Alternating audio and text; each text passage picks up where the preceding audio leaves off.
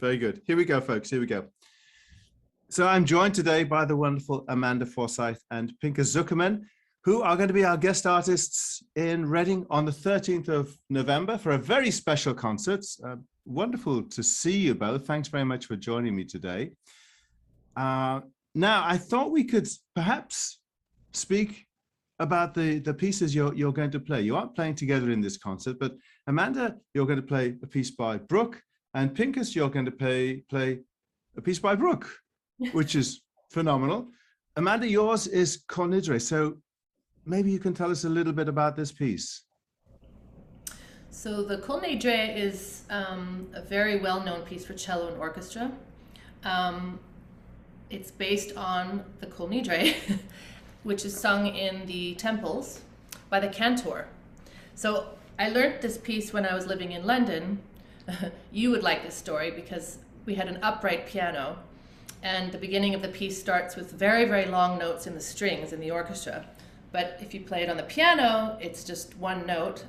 My father was playing the piano because he was a composer, and so he played always correctly. So he held the full length. However, the pedal didn't really work on our piano. So that's how I learned the piece, was more like thuk, thuk. So anyway, the first time I played it with orchestra, I was like, oh, this is how it's supposed to go. So that was sort of funny.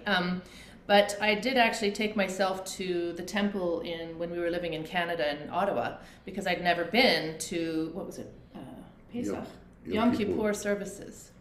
And because the cantor at that particular temple happened to be the grandfather of one of my cello students from Israel. So he was singing the actual Kol Nidre, so I wanted to hear what it sounded like traditionally. So it's just the opening. Dum, bum, bim, bum, bum, bum, bum. It's quite sad, but it sounds better on the cello than when I sing it. Actually, that sounded really rather good singing. I haven't even warmed up.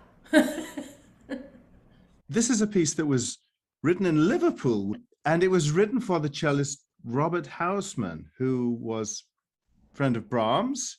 Another friend was the violinist Joseph Joachim, for whom the violin concerto was written. So there's an amazing synergy between composers there and performers, cellist and violinist. Oh, I like that. I didn't actually know that fact. I'm not very good about facts. I'm more about feelings.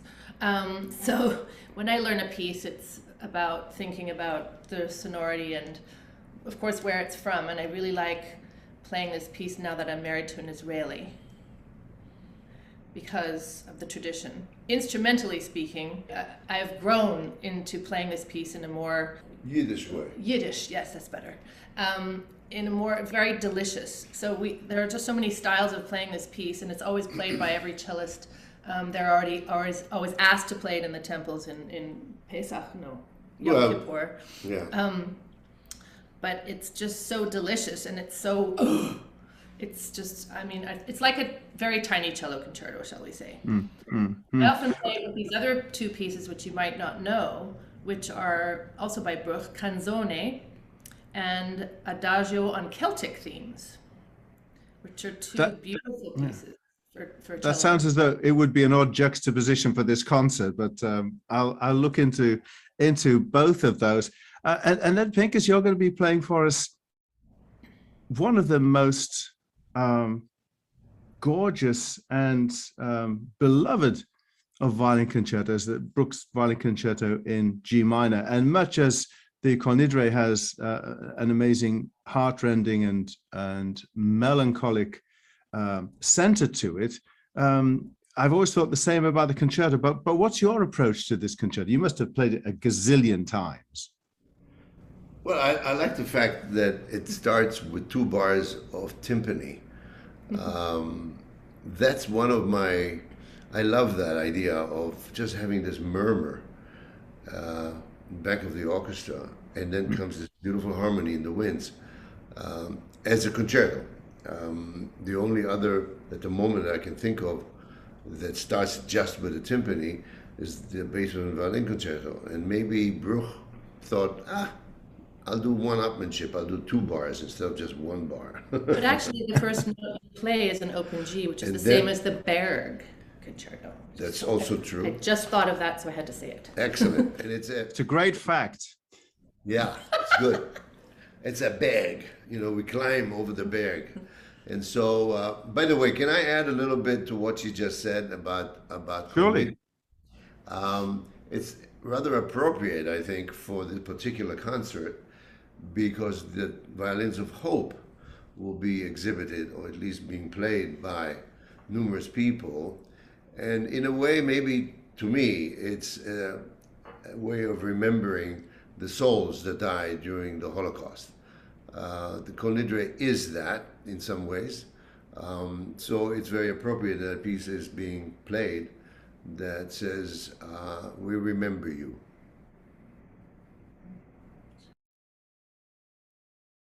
As well as the magical and mysterious opening to the concerto, there's the most heart-wrenching melody in the middle movement that people will definitely know, even if they're not sure they know where it's from. And I have to say that when I've heard you play it before, when I had the great pleasure of conducting you playing that, it was quite a privilege to be standing next to somebody who, I have to flatter you, it's Sunday morning for us, I have to flatter you here, who was an inspiration to me as a string player, a cellist, not a violinist, but growing up. The amazingly beautiful sound you make, which of course is a huge aspect of any string player, the quality of the sound.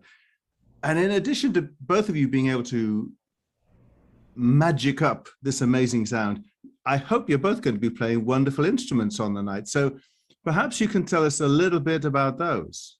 Well, they're both very old, but they sound new. Mine is older. Yeah, hers is about 40 years older. And mine... But he's older than me. I'm 40 years older than she is, so it kind of balances out. You didn't tell me that. Yeah, well, I want to hold a secret. Do it in public. So it's Amanda's cello is beautiful. It's a Testori, and mine is one of the Guarneri boys. Actually, it's the grandfather of, I think, one of the greatest makers, if not the greatest maker. His grandfather was Andrea Guarneri. So anyway, it's beautiful instruments, but one has to bring those instruments to life as those instruments are being brought to life now again after those Holocaust. And I think that we should pay great homage to Amnon Weinstein. He is the violin maker that I've known since we were both kids, because his father and my father were both friends in Poland. It's another incredible connection we have here. So some 75, 80 years later, here come the next generation. And of course, Amnon's son now on top of that, taking over from him. And so it's a privilege in a way to see these instruments, to touch them again. And I don't know if one of them is my father's, I don't think so, but when you have that star of David in the back of the instruments, that symbolizes freedom and great essence of what religion can be, without saying very much. So maybe I can just interject at this point for viewers and listeners that this concert is, of course, part of the Reading Symphony Orchestra and the Jewish Federation of Reading's presentation of the Violins of Hope. There are exhibitions, discussions, presentations, all sorts of things, as well as our concert on November the 13th. You can find out more about this by going to readingsymphony.org and also violinsofhopepa.org. I hope I got that right, but somebody cleverer than me is going to put it on the bottom of the screen so you can read it, folks. Instruments and the role of an instrument in a person's life. These instruments are very much part of your personalities, your characters, and you're very attached to them. We can only assume that the instruments that are going to be with us for the concert on November the 13th played a similar role in the lives of people who met such a tragic and shocking demise. And so, as you say, it's it's so important for us to be able to remember those times, those events, and bring those human beings back to the world through music and through their instruments. And it's only music that can do it collectively like this. But tell us the instruments yourselves. Just tell us a little bit about how a personal attachment can develop in an instrument. Well, I was just going to add the healing aspect, as you were saying, basically. The healing aspect and the great respect we have for the past.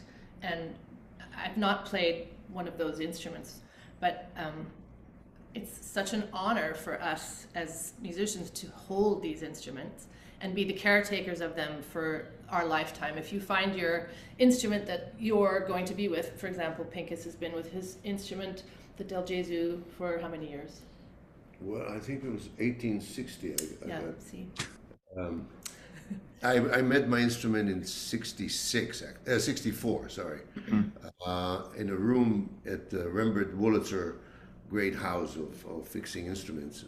And there were people standing around that were playing the instrument, and then finally asked me to play it. And so I had no idea what it was. I just started to play it. And they all kind of turned around and said, "Wow, that's amazing. What is that?" I said, "I think there's a little microphone in there." As a joke, and it's kept that. I then finally, it was Sam Dushkin. Sam Dushkin was a wonderful violinist, came from Russia. He worked with Stravinsky a lot. The violin concerto was actually written for him. He did a lot of arrangements of different Pulcinella, for example, and different ballets, Pazzette de la Fée, and so on, for violin and piano.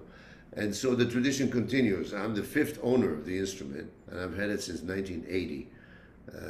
Mrs. Dushkin decided to sell it that year, and I was fortunate enough to be able to purchase it at that time. I never had an old instrument. I played through my educating years and through my Juilliard college years. A wonderful instrument made by David Wiebe, who's actually lives in Nebraska. And I was growing up in Edmonton before I went to London, and my parents forgot to buy me a 3/4 size cello, and I was still on a half size cello. And so suddenly my hand was bigger, and so I was too big for the 3/4, but too small for the full size. So my teacher at the time had David Wiebe make me a 7/8 size, just for me. And I remember it was 1977, and I used all my prize money, which I had in my bank account, to do the deposit. I mean, I was 13, so it's very, very important. So I had that instrument for some years, and then I had another one made in 1981, which I still own, and that's called number 13. The 13th one he made in the US. But the little one I had was number 1, and number 2 was bought by Leonard Rose because he heard me play when I was a little girl on that cello. And he got on the phone right away and ordered one. And so I always had a modern cello. It was a great cello, and I fooled people for some years about, oh, it's a very old instrument. Oh, okay, 1981. And then Pinchas said, oh, I think it's time for you to now explore getting a, and this cello had been brought to me half owned by Charles Beer in London and also from Jeff Holmes in Ann Arbor. And it was brought to me years before, and I wasn't looking, so I was like, poo, poo, poo. Anyway, that's a nice cello, but I don't need, don't need that. Then my cello was stolen from my locker at the National Arts Center in Ottawa, and I freaked out, obviously. And then we had concerts, and I was just playing with Pinchas chamber music, and we had to make a CD, and so I was desperate for a cello. And so I started trying cellos, and then I went, oh, where's that Testore? I remember that cello was really good. I liked that. And so they brought it back to me. No one had looked at it. It's like they meant me to have it. Wow. So that cello is built in 1699, and it's Carlo Giuseppe Testore, and I call him Carlo. And so I think we're going to be together forever. Oh, yeah. And quite right too. Quite right too. Well, this is going to be quite an event for Reading. Having the two of you there is going to be wonderful for us. The season has gotten off to a great start. I'm so grateful to everybody who supports the orchestra there, that they're actually coming out to concerts. It's a challenging time for us, and I know that meeting the two of you today will encourage even more people to be with us on November the 13th. So Amanda and Pinchas, I want to thank you very much. Looking forward to seeing you in just over a week, and let's enjoy some wonderful music together. Thank you. Thank you. Looking forward. Looking forward.